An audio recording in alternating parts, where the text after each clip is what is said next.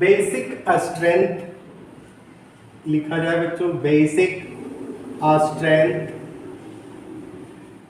Of 1 degree 2 degree and 3 degree amines. ये तीनों amine में हम लोग बेसिक स्ट्रेंथ को देखेंगे कि कौन एमीन सबसे ज्यादा स्ट्रॉन्ग बेस है, कौन कम है। तो बच्चों इसके लिए दो फेज आता है। पहला को कहते हैं गैसियस फेज, इसको आप वेपर भी बोल सकते हैं, वेपर फेज है ना। और इसमें जो है बच्चों आई इफेक्ट को शो करता है। दूसरा है एक्वस फेज, इसमें 3 कैटेगरी आता है। पहला है आई इफेक्ट, दूसरा है अस्टेरिक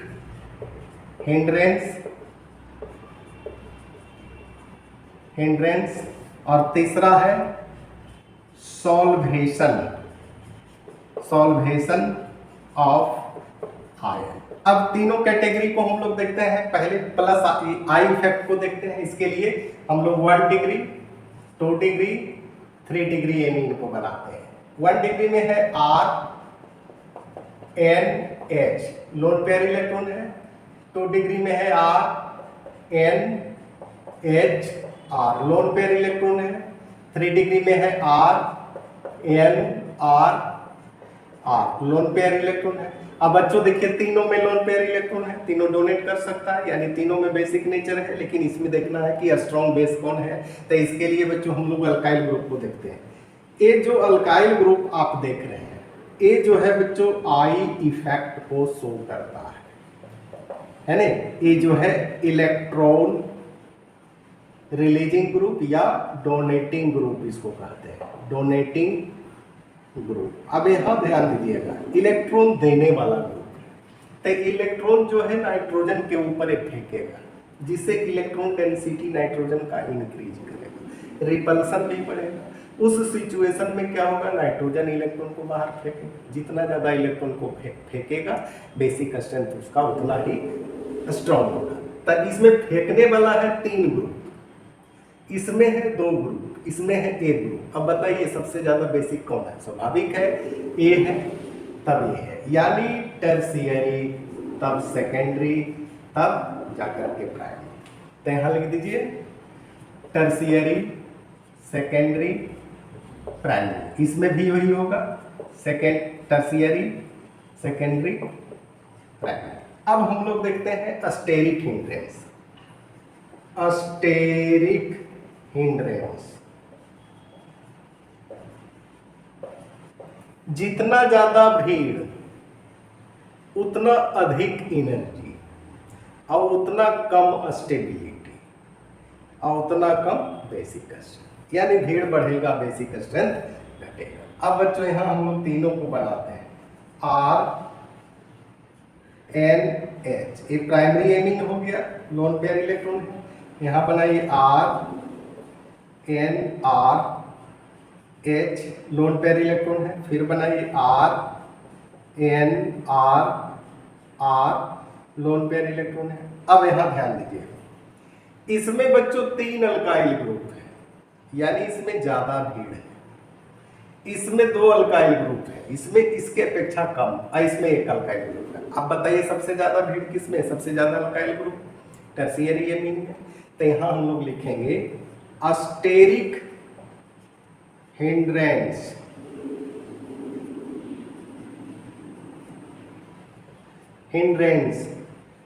अगर मिनिमम है, कम है ना, इसमें कम है तो क्या होगा, एनर्जी उसका क्या होगा, एनर्जी मिनिमम होगा।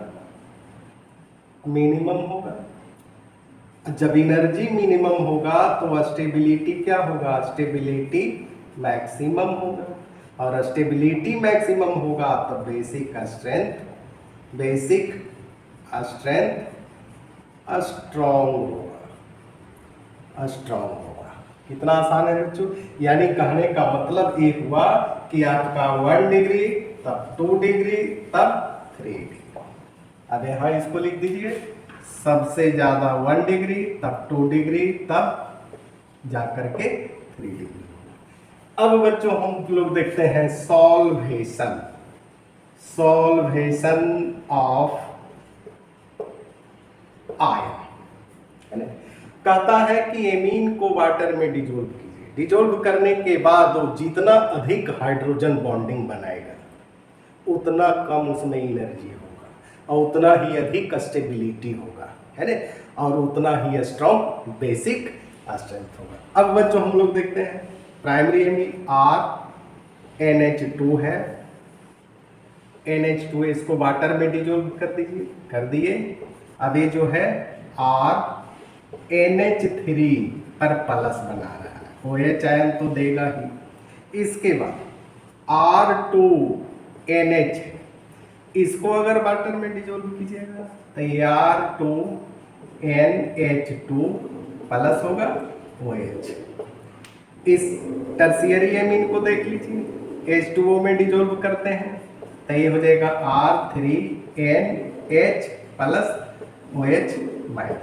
अब यहाँ ध्यान दीजिएगा बच्चों, इसमें 3 हाइड्रोजन है, 3 वाटर मोलिक्यूल्स को लाएगा।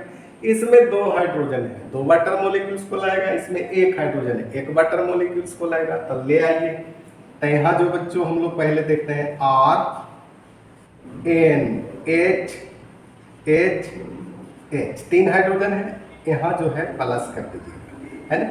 OH2, यहाँ देखिए हाइड्रोजन बॉन्डिंग बनाएगा, OH2 यहाँ हाइड्रोजन बॉन्डिंग बनाएगा, OH2 यहाँ हाइड्रोजन बॉन्डिंग बनाएगा, 3 हाइड्रोजन बॉन्डिंग बनाएगा। अब इसमें देखिए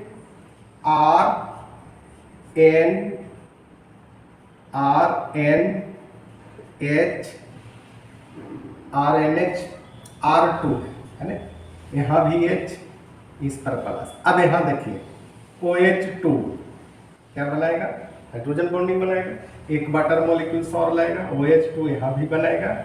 यहाँ जो है बच्चों बढ़िया से कर दीजिए H। चलिए इसमें 2 हाइड्रोजन बॉन्डिंग बना रहा। अब टर्शियरी में देखिए R यहाँ है H, इस पर प्लस कर दीजिए OH2। अब बताइए किसमें अधिक हाइड्रोजन बॉन्डिंग बना रहा है, तो प्राइमरी है ना। तो यहाँ लिखेंगे हाइड्रोजन बॉन्डिंग मैक्सिमम अगर बनता है, एनर्जी मिनिमम घटता है, स्टेबिलिटी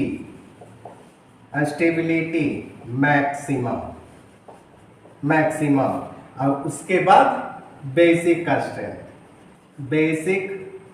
स्ट्रेंथ क्या हो जाएगा, स्ट्रॉन्ग। उस सिचुएशन में बच्चों प्राइमरी जो है, इसके बाद सेकेंडरी है, इसके बाद आपका टर्शियरी है। देखा लिख दीजिए प्राइमरी, सेकेंडरी, टर्शियरी, यही तो है बच्चों। अब ये तीनों का अगर निचोड़ निकालते हैं, है ना, तीनों का निचोड़ निकालते हैं तो निकाल दीजिए।